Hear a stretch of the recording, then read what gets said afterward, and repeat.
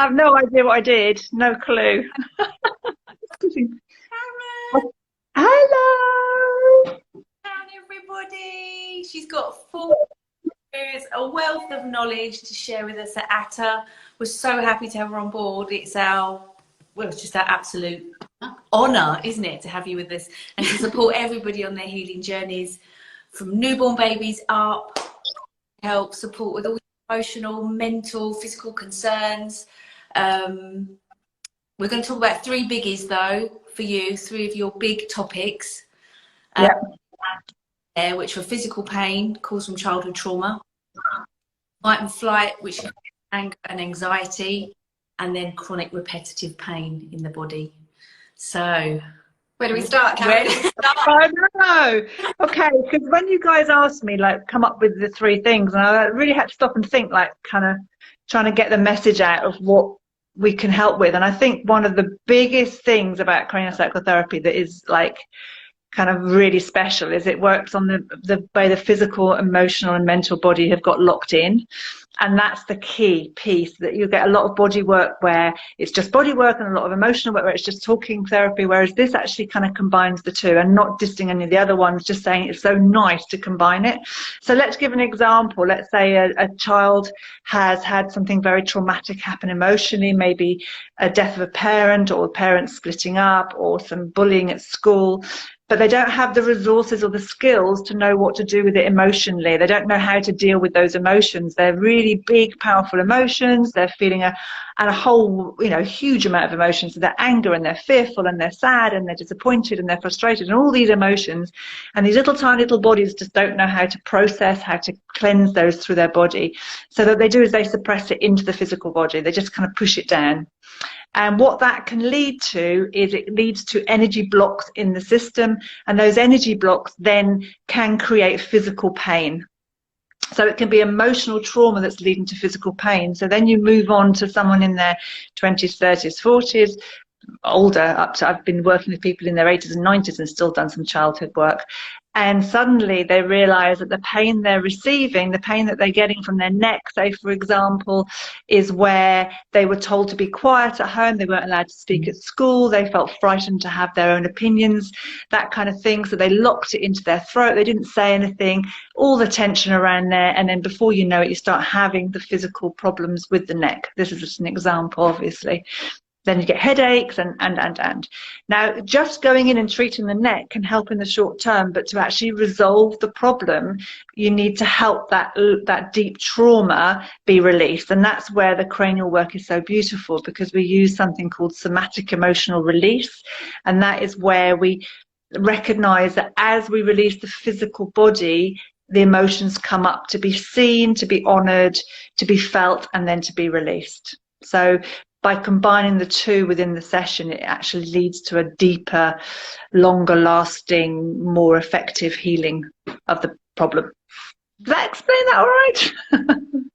transformative, isn't it, for life? You're not just then working with it on a topical level to fix it, going deep to it forever, which is the And the key piece is that we try really hard to get to the very root cause. So the very first time they were told to be quiet, in that example I gave, the very, very first time, were they a 2-year-old that was having a tantrum? Were they a 2-year-old that was, kind of in the back of the car talking nonstop? What was the moment? Because bearing in mind, for an adult that might not feel a big story, but for a 2-year-old that's huge. So it's about going right back to the very source, because if you go back to something that's happened, say, at school when they're 10, you're still just touching it. You're not in the depth of it. You're not at the base of it to encourage the healing from the inside out, really. So so that's what we try and do. So out of interest, if you don't have that memory, can it still be released? Exactly what I was Completely, because the tissues hold the memory. So absolutely, and what often happens is people, that they will get the emotion come up and they'll know that they're feeling an emotion and it'll just come up and wave through them. Some people will get the memory even though they didn't know they had the memory. They will suddenly have the story will start to play out for them to help them to kind of release. It's all different, but the key is the emotional release, and sort of acknowledging the memory, honoring the memory, and then we always do this thing where, you know, ask what would the child have needed in that moment, and that child would have needed reassurance, or would have needed comfort, and then we encourage that feeling to come in, so we'll get the feeling of comfort being brought back in again. So there's a resolution of the emotional trauma as well as the releasing of the physical trauma, which creates the deep healing. Just from personal experience, my Danny's had CST with you, and this can be pre-birth as well. Like I mean, I'm sure that it was stuff from while he was, I don't know, in my tummy, or it could even be further back, depending on what. But it really, it's an amazing treatment. It really is. Yeah. What I love about it particularly is it's not guided. So I don't say, oh, let's go and look what you were doing when you were 2. You know, we use lots of techniques to kind of, so that it's guided by the person, which means that I deeply trust that, because some people say, well, if I go back to these upsetting traumatic memories, is it going to re-trigger the trauma? Am I going to be re-traumatized? And it's like, no, because your inner wisdom, the part of you that knows what you need to heal, what the next step is that you need to heal, is guiding the treatment. So I'm listening, I'm holding, I'm facilitating, I'm supporting, I'm not doing, I'm not telling you where to go. Yeah. And that's why it is so beautiful. That's the essence of it that's so beautiful. Do you find patterns like through, I don't know, so for example, you said about the throat. So do you find that if somebody's had something that they've found difficult to say, or obviously then it tends to be around the throat? Does that correlate with other parts of the body, or? Yeah, very much so. But I mean, it could even be something like, for an example, a friend of mine had a trauma where a friend of hers died, and she found out when she was having her tonsils removed. So the grief of the trauma went to her throat, because she was only a young teenager. So it went to her throat and then her neck. Yeah, so it can actually be what's happening around the time. It can be, you know, I had another person who had a really big trauma, and she'd started her period that day, so the trauma got locked into her uterus. So maybe where there's, yeah. So where the body's maybe struggling a bit at the time, or where the body's not, you know, it kind of almost stores it there. So sometimes it's related to the actual problem, and sometimes it's related to what's happening at the time.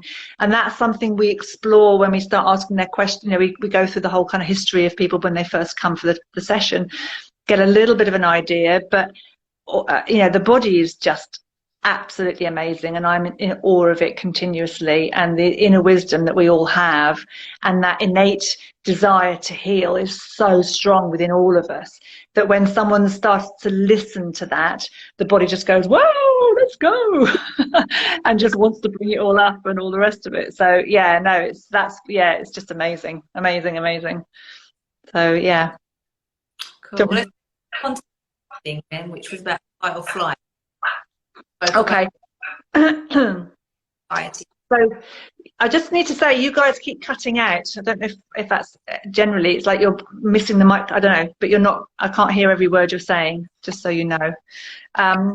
So the fight and flight reflex is an instinctive reflex. It's the most primitive reflex that we have, and it triggers into the central nervous system to prepare us to literally, what we believe is, you know, fight for our life. So either fight for our life or run for our life, or freeze is the other one. And so that innate thing is in our nervous system. And when you've got a nervous system that for some reason has been triggered either with one massive trauma or with lots of micro traumas like we've all had in the last 3 years, that fight and flight system gets elevated, and it gets to the point where your body is overreacting to stimulus. So if you've got this chronic long-term fight and flight activation, so let's give an example. Let's say you've got a scale of 0 to 10, and you should be on a 2-3. So you're wandering around the day, everything's wonderful, 2-3, and something happens, you know, you hear a backfire or something, and it makes you jump. You'll go up to a 3, start checking, making sure you're in a safe space, and then you'll come back down to that 2. That's the normal way the nervous system should work. But if you've had chronic stress, chronic fears, chronic worries, or some trauma that's activated that nervous system, and that can be womb as well, the mother can have a trauma like fall over or do something, and that can activate that nervous system, then you're starting on a level 5, and then that same car backfires and you're going up to 7, and that's starting to get into danger zone as far as the brain and the protective system is concerned. And so you will start to react, and the reaction will be stronger, so it'll be tensing up the muscles, preparing for running or fighting, so there's tension in the body. All these different things will happen based on that reaction. So part of what cranial does is so good. And obviously, sorry, I'm jumping around here, but fight and flight, fight is anger and flight is anxiety. So when we can't fight our way out of something or run away, the feelings that we have in our body, because we haven't been able to release that energy, is one of either anger or fear. And so what the cranial does, which is so beautiful, is it helps to bring that dial back down to the 2 or 3. And that's either by just literally through the structures of the nervous system, or it's through releasing the traumas to bring that dial back down to 2 or 3, so that then the reaction doesn't happen in that way and the body can get back into its healing process, and so on and so forth. And particularly in this last few years, you know, everyone that comes to the door, the first thing I have to do is get that nervous system calmed down before I can really work with anything that they're coming in for, because most people are much higher up the dial. Not quite so much nowadays, but definitely last year that it was insane. So yeah. There though, about knocking on the door, I know we've got something else you want to talk about, but then that's first thing that people are going to say is, well, this is an online clinic, this is an online treatment that you're offering. So there is no door. The door is having this consultation and liaising with you personally within the comfort of your home.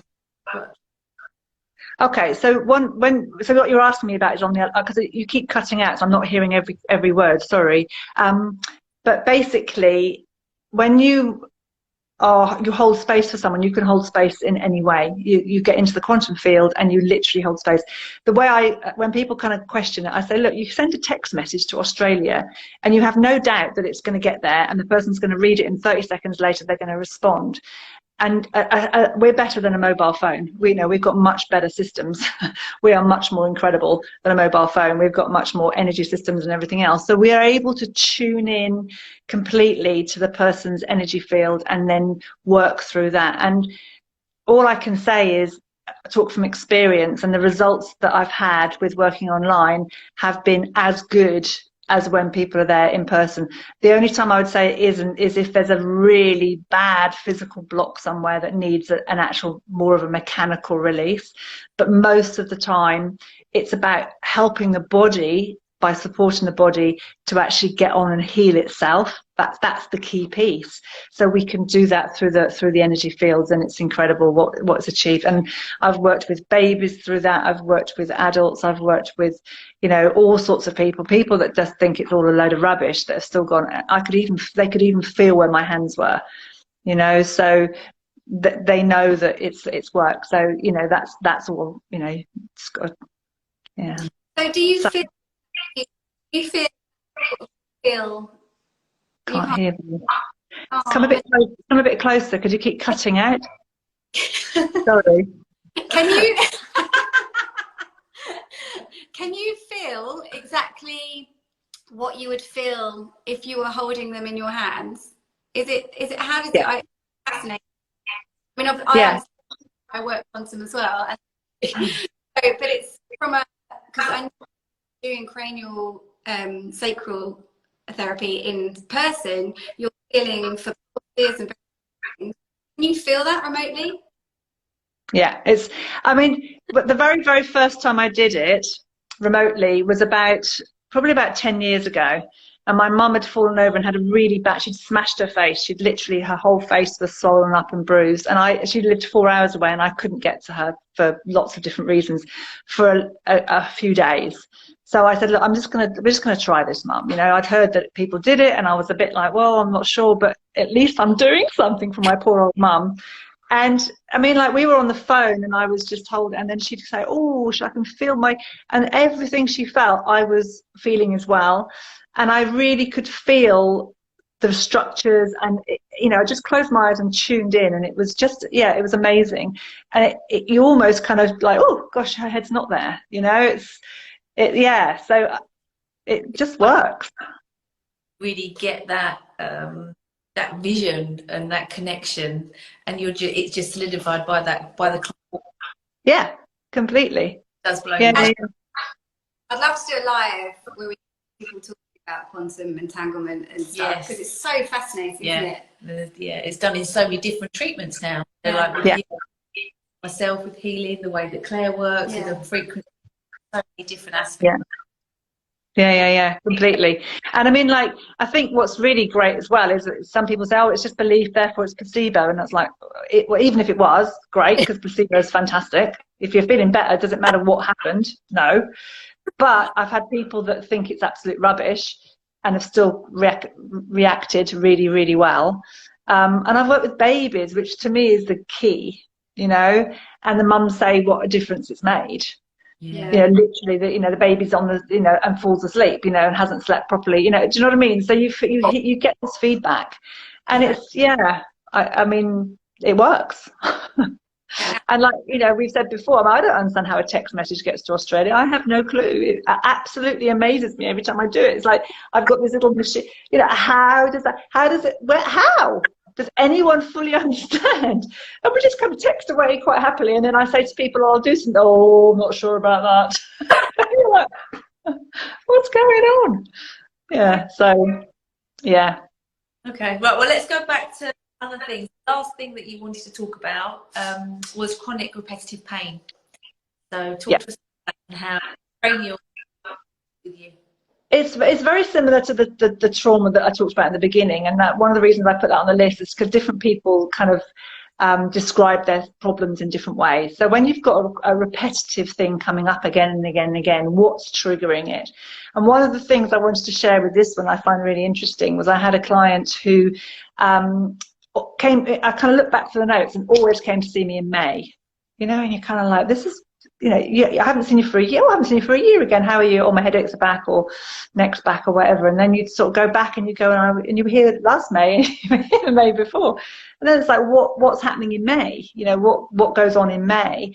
And it turns out that she'd had this really traumatic car accident where she actually thought she was going to die, that she'd never actually mentioned to me before. Go figure. It's just not unusual. People often think, well, that's not relevant because that's been and gone and I'm okay now, and you know, it's not relevant, sort of thing, even though you ask all the questions. And it happened in May. So when you've got the blossom coming out, or the particular smells, or whatever it is that's triggering the nervous system goes into the memory of the trauma, and if the trauma hasn't been resolved, then it will bring it back forward again. Yeah. So that's the kind of thing that can create it. Or it can be where someone is experiencing the same emotion. So trying to give an example of that. Let's say someone has had like a massive argument with a family member, which has left them feeling like they're not worthy. And then they go to work and a boss makes them feel like that. It can trigger the pain pattern because it's the same underlying emotion that's being triggered. Yeah, does that make sense? And so because they aren't able to express the emotion, they physically go back into their pain, and the brain goes, the last time I had this emotion, I had this pain, so we'll bring it back out again. Yeah. And there's another theory that it's the body trying to get your attention, you know, there's all sorts of things. I mean, I'm not saying that every single story is that, but it's a lot of times that's what's going on. So it's being a little bit of a detective, trying to kind of, you know, start to understand and get under the layers of what is actually going on at that time, and helping people to see it. Once they see the pattern, often that makes a big difference as well. I wonder why I wonder if you get certain good memories that will bring out a good side of you at certain times, well, we do, don't we? We go into joy. We have a certain smell. Oh, I remember going to my grandmother. You know, we do get that. But unfortunately, the human brain seems to be much more programmed about the negative rather than the positive. And that's going back to that fight and flight reflex, where it's saying, I've got to keep myself safe, I've got to keep myself safe. And because that's the most primitive reflex, it's the one that we'll have the biggest reaction to. But also it's the body trying to heal. You don't need to heal from the joy. Mm-hmm. Yeah, that's true. Know? So it's the body trying to get your attention. That's how I see it, your innate intelligence. Chronic repetitive pain, but you was almost describing it on a time span. So it was like body that is more constant. So, oh, I see what you mean. Yeah. So from the chronic pain, but again, 9 times out of 10, it's just the fact that you've become completely locked in. There's the physical, you've started to have the manifestation of the trauma is in the physical body, and then the physical body has tried to adapt and tried to adapt and tried to adapt, and it's nowhere else to go, and it's just got stuck. Yeah. And so it's that gentle release. Releasing the adaptations and unwinding that story, really. So sometimes you need to literally take each outside layer and gradually go in, and sometimes you need to get right into the center and hope that opens up from there. But yeah, that's 9 times out of 10, that's trauma on top of trauma, and then the physical body reacts, and then there was a response, and then there's never a chance for the body to completely come back through from that. And then it leaves you with that chronic. And again, there are all sorts of other aspects. Obviously, you've got to look at diet, you've got to look at what the toxic heavy metal situation is in the body, you've got to look for there's so many other pieces that are part of that when you're looking at chronic pain, because the problem with chronic pain is it's because all of your systems have kind of overheated, for want of a better word. All of the systems can't cope anymore, whereas normally if one system's not working very well, another system will come in and try and support it. But suddenly all the systems are in overload, and that's when you often have to bring in like lots of different parts of, or different peoples or therapies to actually help to support that person. And that's why chronic pain can be such a challenge for people. It's so hard because there's so much unraveling that needs to happen. But cranial can be a really good part of that, and we've had really, really good results with that. But I have to say, one of the biggest key is the people's mental approach, like their own, where they're at, really. So to be, I didn't hear that. So whether they're in a place to be able to let go, is that what you mean? Yeah, and whether and there are some situations where the chronic pain is giving them something. So either it's giving them attention, or it's giving them an excuse not to do something that's really frightening, or it's stopping them to move forward with their life because that feels frightening. So it's all, there's some beautiful, and none of that's judgment. It's all, everyone's where they're at, but it's recognizing, if that's the case, then the first thing that needs to work on is to work on the fear of why they're frightened to get better. Some people, when they've had chronic pain for a long time, what am I when I'm not a pain problem? Yeah, I suppose it's a habit that you've formed that feels safe. It's almost wiring. I can't hear you, sorry. The wiring in the brain has also completely, yeah. And I've had a patient before now where the only time they ever got attention from their parents was when they were ill. That's the only time. So what's the one way to get attention, And it's so that's childhood trauma. So that's again how we can definitely help. But a lot of people are so locked into it, they don't always want to go there. And that's absolutely their right, But yeah, I'm just trying to say that it's a very complicated subject. Ones could work as a one-off treatment, and other times it could be having a few sessions with you, or either or. Yeah, very much so. Very much so. You literally, there is whatever you suggest, that they're all different. Yeah, I didn't hear anything you said to each other. I don't know what you're laughing at. Sorry. It's really hard. My question. I was thinking about it in my head, and then she said it. Whoa, spooky. About other therapists, this is where we feel so blessed, and we're lucky to have a team of therapists. Obviously, you're the first one that we've been able to showcase and just so blessed that you're with us. We've said that so many times, but the other therapists, we can all work together. There are the situations, like you just explained, we can work to support you all to get to your innate health. But absolutely. Is a perfect place to start to unweave your innate healing from, isn't it? Yeah. I mean, I think all the places to start are perfect, if that makes sense. But whichever therapy you start with is the perfect place, because that's yeah. And I absolutely love what you guys are doing. That's why I'm with you, because I mean, like, you know, this is what's needed. It's this kind of, it's a community, because then that support from the community to each therapist, and then you know that there's somebody else that you can bring in if that's necessary. And yeah, that's what we are. We're meant to work as a community in every way, and our bodies are meant to work as a community. And that's what I was saying about the different parts that kind of step in, and then they run out of it, they get exhausted and they can't do it anymore, and this is why we get to this depleted stage. But then that's what's so beautiful, you know, our bodies are a community, we're working as a community, and then it just keeps growing from there. So it's amazing. You're doing good, guys. Good job. It does mean a lot to hear that from Karen, because you're just amazing. She's the bee's knees. Yeah.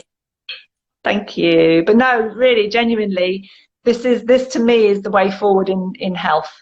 Yeah. What you're doing, you know, the water, the light, the bringing in the therapies. It's like this, you know, you're going from cellular support right up to, you know, energetic, massive family. You know, yeah, wow. And we can support anybody anywhere. They haven't got to be in a clinic. They haven't got to go anywhere. They can be safe. It can be in a, you know, in a park. It can be wherever they need it to be. Yeah. To support. No, completely. What happens is a very important place where people are safe and of service on their own journey. Yeah. So. Yeah. It's all on our website, www.atta.life. So, and if you want to even talk it through, we've got 20 patients. Just if anyone isn't quite sure whether things are for them, then feel free to call. And we just basically get in touch. We just hand you straight over to Karen, you to liaise with her. Thank you. Love you, Karen. Love you. Hope that was okay. Take care. I don't know how to. I'm saying goodbye. I've got no clue how to get off. I have no clue.